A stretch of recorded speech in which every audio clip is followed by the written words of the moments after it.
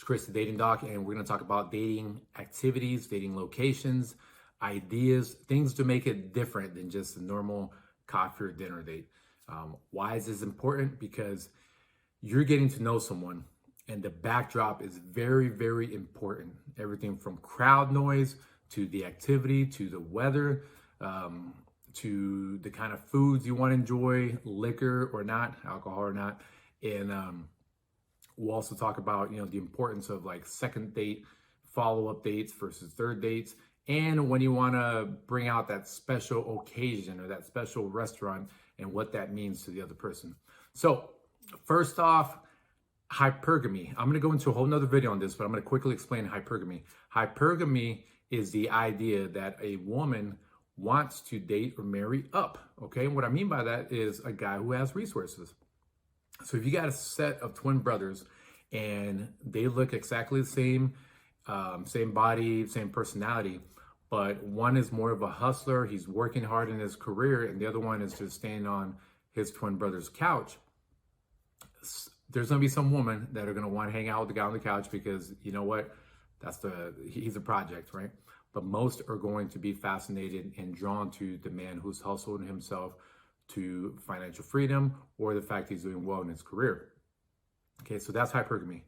I explain this because a lot of men can go one or two ways, right? Historically, we are the ones that initiate the date. We're the ones that tell the woman, hey, look, 7:30 Wednesday, let's go to this spot, or let's go to a coffee shop, or let's go to this place for dinner. The most important thing is that keep in mind you're also competing with other men. All right. The same thing with women. I'll get back to that in a second. But men, you're competing with other men. So if everyone's saying, hey, let's go to Starbucks, especially if, let's say, she did that on her last couple dates, then you got to switch it up. You got to do something different. And ladies, if you're listening or watching this, I know you would probably want a guy who's a little bit more unique. Not one that's trying too hard, but one that's more unique in his approach. So I'm gonna spit out some basic dates, right? Some of the basic ideas that we normally do. Coffee, right? I talked about that. That's an easy one. You could do that during lunch. You could do that post lunch. You could do that on the way to your other date. I know some of y'all be doing that. Coffee is easy. It's inexpensive, and it's pretty quiet, except for that espresso machine, right? It's just so loud.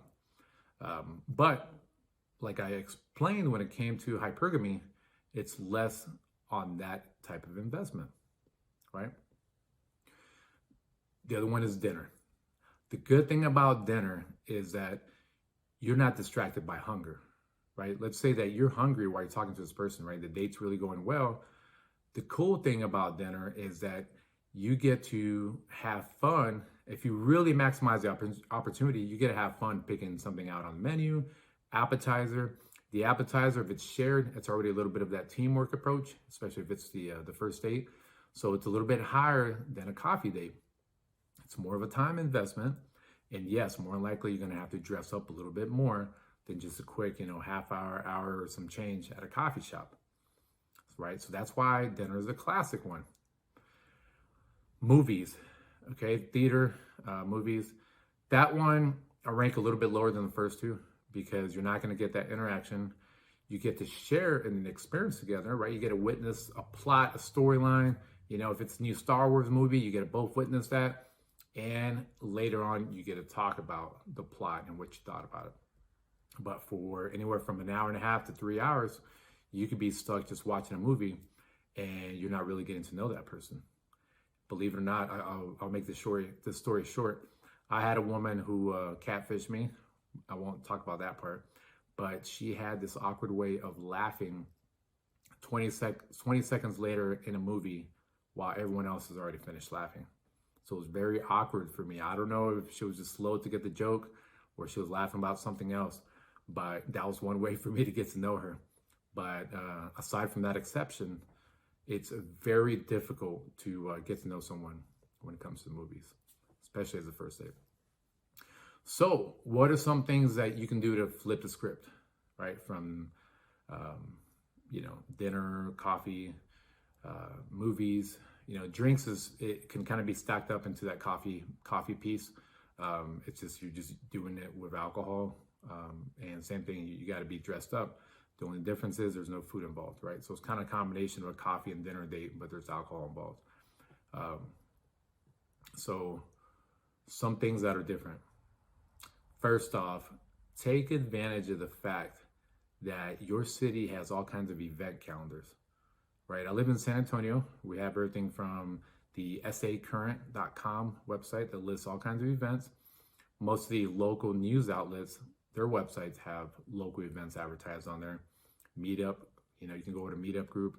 You can take advantage of a free yoga class, and you can be part of an activity. You can volunteer, right? So I want to hit you right away with some of the uniqueness of that. Why is this important? Because you leave an imprint. You have to leave a memory imprint.